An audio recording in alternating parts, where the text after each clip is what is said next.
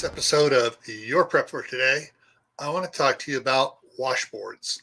Before we get on that, like it said in the intro here, now's a great time for you to subscribe. Just click that little red button down below, turn it gray, and then ring the notification bell so you don't miss out on any of these educational videos.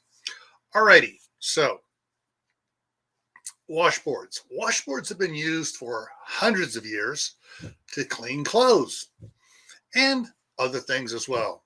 You know, in early America, you used to use it for as a musical instrument, or the spoons, their fingers on it, make noise on it. Yeah, it had a lot of different uses for it over the years. But you know, if you're looking to prepare for a situation where the grid may be down or there may be a shortage of water and stuff, a washboard is a good option. Cleaning your clothes with a washboard takes less water than a washing machine. All right.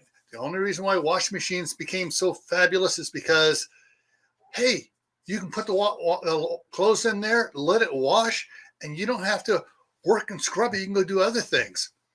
Problem is that they use a lot of water. All right. So washboards, something to consider.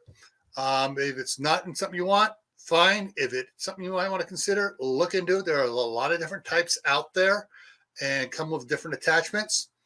And with that, everyone, stay happy no matter what life throws at you and no matter how dirty your clothes get. Stay safe. Don't go out and do anything foolish. Keep adding to your preps. Water, food, medicines, books. Why? Well, this is why.